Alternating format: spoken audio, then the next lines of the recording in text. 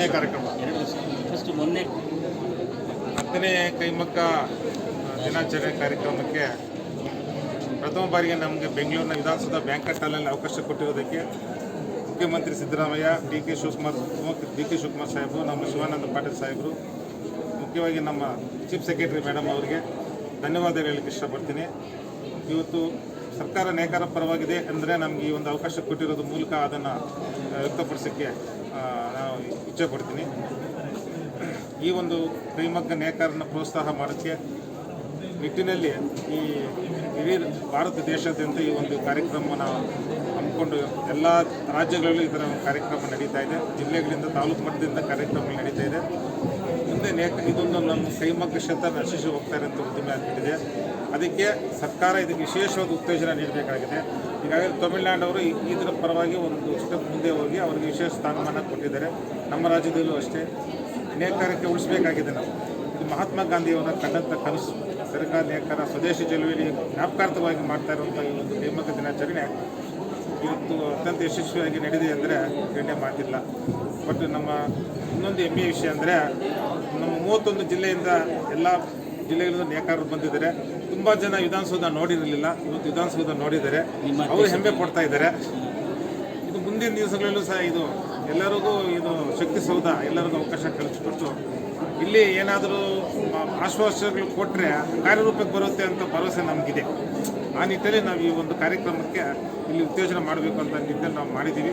ಖಂಡಿತ ಇದು ನಮ್ಮ ಟೆಕ್ಸ್ಟೈಲ್ ಮಿನಿಸ್ಟರ್ ಸಾಹೇಬರು ಹೇಳಿದ್ದಾರೆ. ಇಲ್ಲಿ ಭರವಸೆಗಳು ಏನೇನಿದೆ ನೇಕಾರರಿಗೆ ನಿರಂತರ ಉದ್ಯೋಗ ಕೊಡೋ ನಿಟ್ಟಿನಲ್ಲಿ ವಿವಿಧ ಇಲಾಖೆಗಳ ಬಟ್ಟೆಗಳನ್ನು ನಾವು ಕೈಮಗ್ಗ ಜ್ಯುವೆಲರಿಗೆ ಮಾಡೋದ್ರ ನಿಟ್ಟಿನಲ್ಲಿ ಕಾರ್ಯಪ್ರವೃತ್ತ ಚೀಫ್ ಸೆಕ್ರೆಟರಿಗೆ ಡೈರೆಕ್ಷನ್ಸ್ ಕೊಟ್ಟು ಮಾತಾಡಬೇಕು ಅಂತ ಹೇಳಿದರು.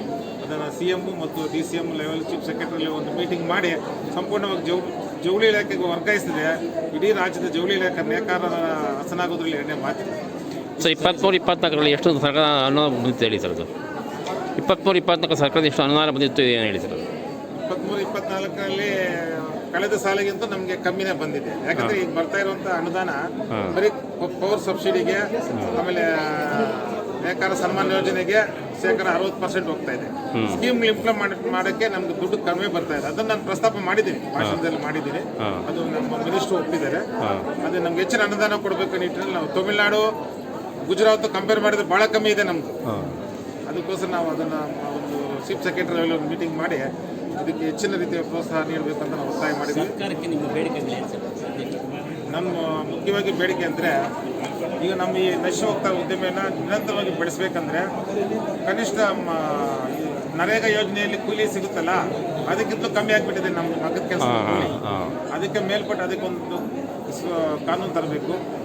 ಈಗ ಉದ್ಯೋಗ ಸಿಗ್ತಾ ಇಲ್ಲ, ನಮ್ಮ ನೇಕಾರಿಕೆಯಲ್ಲಿ ಮಾಡಿದ ಮಾಲು ಸರಿಯಾಗಿ ಹೋಗ್ತಾ ಇಲ್ಲ, ಸೇಲ್ ಆಗ್ತಾ ಇಲ್ಲ, ನೇಕಾರಿಕೆ ಬಿಟ್ಟು ಬೇರೆ ಕೆಲಸ ಹೋಗೋಣಪ್ಪ ಅನ್ನೋ ಪರಿಸ್ಥಿತಿ ಆಗಿದೆ.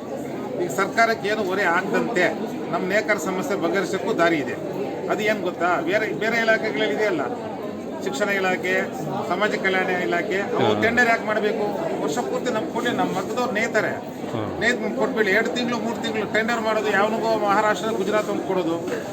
ಏನೇ ಮಾಡಿದ್ರು ಸರ್ಕಾರದ ಯೋಜನೆಗಳನ್ನು ಕರ್ನಾಟಕದವ್ರಿಗೆ ಮಾತ್ರ ಮಾಡಬೇಕು, ಹೊರ ರಾಜ್ಯವ್ರು ಟೆಂಡರ್ ಆಗಬಾರ್ದು ಅನ್ನೋದು ಕಾನೂನು ತಿದ್ದುಪಡಿ ಆಗಬೇಕು. ಟೆಂಡರ್ ಪದ್ಧತಿನೇ ರದ್ದುಪಡಿಸಬೇಕು.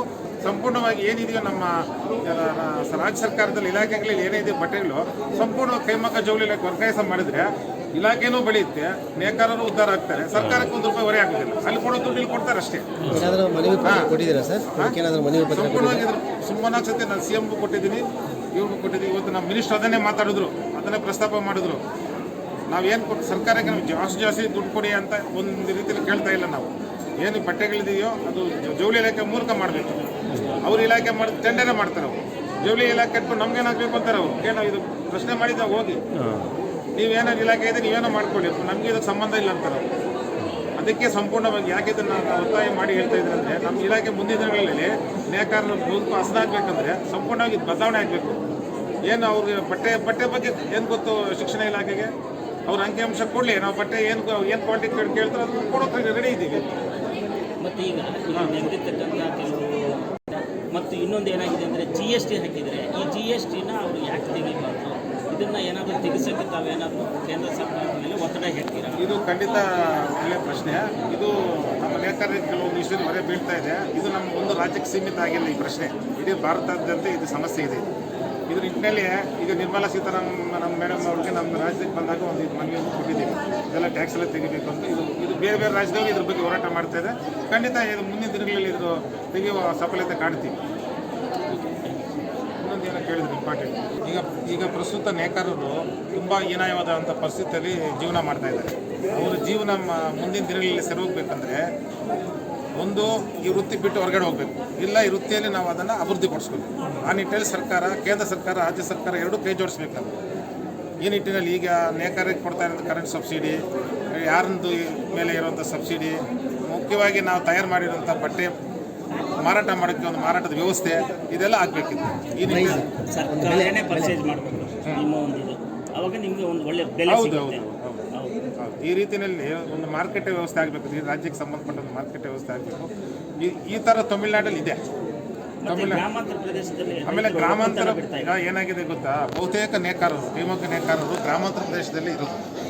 ಅದು ಬಿಟ್ಟು ಹೇಳಿ ಯಾವಾಗಲೂ ಗಾಂಧಿ ಹೇಳ್ತಾ ಇದ್ದ ಏನು ಗೊತ್ತಾ, ಹಳ್ಳಿ ಉದ್ಧಾರ ದೇಶ ಉದ್ಧಾರ ಆಗುತ್ತೆ ಅಂತ. ಈಗ ಅಲ್ಲಿ ಇರುವಂಥ ನೇಕಾರರು ಡೆವಲಪ್ ಆದರೆ ದೇಶ ಡೆವಲಪ್ ಆಗುತ್ತೆ. ಹೀಗಾಗಿ ಅದಕ್ಕೋಸ್ಕರ ನಾವು ತಮ್ಮ ಮೀಡಿಯಾ ಮೂಲಕ ನಾವು ಏನು ಇದು ಮಾಡ್ತೀವಿ ಅಂದರೆ, ಈಗಾಗಲೇ ಏನಿದೆಯೋ ಹ್ಯಾಂಡ್ಲೂಮ್ಸು ಅದನ್ನು ಉಳಿಸ್ಬೇಕು, ಇನ್ನಷ್ಟು ಮಕ್ಕಳು ಅಭಿವೃದ್ಧಿಪಡಿಸ್ಬೇಕು. ಈ ವೃತ್ತಿಯಲ್ಲಿ ನಂಬ್ಕೊಡುವ ಇದು ಹ್ಯಾಂಡ್ಲೂಮ್ಗೆ ಮತ್ತೆ ವಾಪಸ್ ಬರಬೇಕು. ಯುವ ಜನತೆ ಯಾರು ಹ್ಯಾಂಡ್ಲೂಮ್ ಕಲಿಯೋಕ್ಕೆ ಇಷ್ಟಪಡ್ತಾ ಇಲ್ಲ. ಆ ನಿಟ್ಟಿನಲ್ಲಿ ಯುವ ಜನತೆ ಹೊಸ ಇದಕ್ಕೆ ಈ ವೃತ್ತಿಗೆ ಬರಬೇಕು. ಇದು ಹ್ಯಾಂಡ್ಲೂಮ್ ಇನ್ನೂ ಡೆವಲಪ್ ಆಗಬೇಕಾದ್ರೆ ಸರ್ಕಾರ ಏನು ಕ್ರಮ ತಗೋಬೇಕು? ಸರ್ಕಾರ ಯಾವ ರೀತಿ ನೀವು ಸರ್ಕಾರ ನೇಕಾರರಿಗೆ ನೀಡುವಂಥ ಸಹಾಯದ ಕೊಡಬೇಕು. ಈಗ ಡ್ರಿಪ್ಗೆಲ್ಲ 90% ಕೊಡ್ತಾರೆ, ಮಗ್ದವ್ರಿಗೆ ಯಾಕೆ ಕೊಡಲ್ಲ? ಆ ಥರ ಎಲ್ಲದಕ್ಕೂ ರೈತರಿಗೊಂದು ನ್ಯಾಯ, ರೈತರ ನೇಕಾರರಿಗೊಂದು ನ್ಯಾಯನ. ಅದಕ್ಕೆ 90% ಸಬ್ಸಿಡಿ ಕೊಡ್ಬೇಕು ನಮಗೆ. ಯಾವುದೇ ಇದನ್ನು 10% ಬ್ಯಾಂಕ್ ಮಕ್ಕಳೆಲ್ಲ ಅವ್ರ ಬೆನಿಫಿಷರಿ ಹಾಕ್ಕೊಡ್ಲಿ. ಈ ಥರ ಸ್ಕೀಮ್ಗಳು ಮಾಡಿದಾಗ ನೇಕಾರರಿಗೆ ಅದರಿಂದ ಅನುಕೂಲ ಆದಾಗ, ನಮ್ಮಲ್ಲಿ ಯಾರನ್ನ ಪರ್ಚೇಸ್ ಮಾಡ್ತೀವಲ್ಲ ಯಾರನ್ನಲ್ಲೂ ನಮಗೆ ಸಬ್ಸಿಡಿ ಸಿಗಬೇಕು. ಜರಿ ಪರ್ಚೇಸ್ ಮಾಡೋದ್ರಲ್ಲೂ ಇದು ಸಿಗಬೇಕು. ಆಮೇಲೆ ನಮ್ಮ ಮಾರ್ಕೆಟಿಂಗ್ ಮಾಡೋದಕ್ಕೆ ಒಳ್ಳೆ ಬೆಲೆ ಸಿಗಬೇಕು. ಇದು ಈ 3-4 ವ್ಯವಸ್ಥೆ ಸರೋಗ್ಬಿಟ್ರೆ ಬೇರೆ ವಿದ್ಯುತ್ ಶಕ್ತಿ ಉಚಿತವಾಗಿ ಕೊಡಬೇಕು. ವಿದ್ಯುತ್ ಶಕ್ತಿ ಉಚಿತವಾಗಿ ಆಲ್ಮೋಸ್ಟ್ ಈಗಾಗಲೇ ಘೋಷಣೆ ಆಗಿರೋದು. ಆದರೆ ಈಗ ನಿಜವಾಗ್ಲೂ ಎಷ್ಟೋ ಜನ ರೈತರು ಏನಾಗಿದ್ದಾರೆ, ನಾವು ಬೆಳೆ ಬೆಳೆದ್ರು ನಮ್ಗೆ ಏನು ಸಿಗಲ್ಲ, ಸುಮ್ಮನೆ ಕಳಪೆ ಬೀಜ, ಕಳಪೆ ಏನೋ ಒಂದು ವ್ಯವಸಾಯ ಮಾಡಿದ್ರು ಅಟ್ಲೀಸ್ಟ್ ನಮ್ಗೆ ಅಸಲು ಬರಲ್ಲ, ಡೇ ಆ್ಯಂಡ್ ನೈಟ್ ನಾವು ಮಾಡ್ತೀವಿ ಅಂತ ಸುಮಾರು ಜನ ಒಕ್ಕಲ್ತನ. ಈಗ ಮಕ್ಕಳಿಗೆ ಸಬ್ಸಿಡಿ ಇಲ್ಲ. ಮಗ್ಗ ಪರ್ಚೇಸ್ಗೆ 50%ವರೆಗೂ ಇದೆ ಸಬ್ಸಿಡಿ. ಪೂರ್ಣ ಪ್ರಮಾಣದಲ್ಲಿ ಇಲ್ಲ. ನಾವೇನು ಕೊಟೇಶನ್ ಕೊಡ್ತೀವಿ ಅದು ಮಗ್ಗ ಬಂದು ಯಾವ ಕಾಸ್ಟ್ ಆಗುತ್ತೆ, ಕಾಸ್ಟ್ ಪ್ರಕಾರ 90% ಸಬ್ಸಿಡಿ ಬೇಕು ನಮಗೆ. ಆಮೇಲೆ ಯಾರ ಮೇಲೆ ಸಬ್ಸಿಡಿ ಬೇಕು, ಈ ಥರ ಎಲ್ಲ ಸಬ್ಸಿಡಿ ಕೊಟ್ಟು ನಾವು ಅದೇ ತೊಗೊಂಡು ವೀವಿಂಗ್ ಆದಮೇಲೆ ನಮ್ಮ ಮಾರ್ಕೆಟ್ ಒಳ್ಳೆ ಬೆಲೆ ಸಿಗುವ ಥರ ಮಾರ್ಕೆಟ್ ವ್ಯವಸ್ಥೆ ಆಗಬೇಕು. ಈ 3 ವ್ಯವಸ್ಥೆ ಆದರೆ ಎಲ್ಲಿ ಹೋಗಿದ್ದಾರೋ ವಾಪಸ್ ನೇಕಾರರು ಎಲ್ಲ ಮತ್ತೆ ಈ ಸ್ಕೀಮ್ ಈ ವೃತ್ತಿಗೆ ವಾಪಸ್ ಬರ್ತಾರೆ. ಜನ ವಾಪಸ್ ರಿಟರ್ನ್ ಆಗ್ತಾರೆ. ಅಲ್ಲಿ ಯಾಕೋ ಇಲ್ಲ ಚೆನ್ನಾಗಿ ಕೆಲಸ ಸಿಗ್ತಾ ಇದೆ, ನಮ್ಮಿಲ್ಲೇ ದುಡ್ಡು ಚೆನ್ನಾಗಿ ಸಿಗುತ್ತೆ, ಅಲ್ಲಿ ಯಾಕೆ ಹೋಗಬೇಕು ಅನ್ನೋ ಪ್ರಶ್ನೆ ಬರುತ್ತೆ. ವಲಸೆ ಹೋಗಿ ತುಂಬ ಜನ ವಲಸೆ ಹೋಗ್ತಾರೆ ಸರ್. ವಲಸೆ ಹೋಗೋದೆಲ್ಲ ತಪ್ಪಿಸ್ಬೇಕು ನಾವು. ಅದು ತಪ್ಪಿಸ್ಬೇಕಂದ್ರೆ ನಾವು ಈ ರೀತಿ ಕಾರ್ಯಪ್ರಮುಖರಾಗಿ ಕೆಲಸ ಮಾಡಬೇಕು. ತುಂಬ ಥ್ಯಾಂಕ್ ಯು ಸರ್.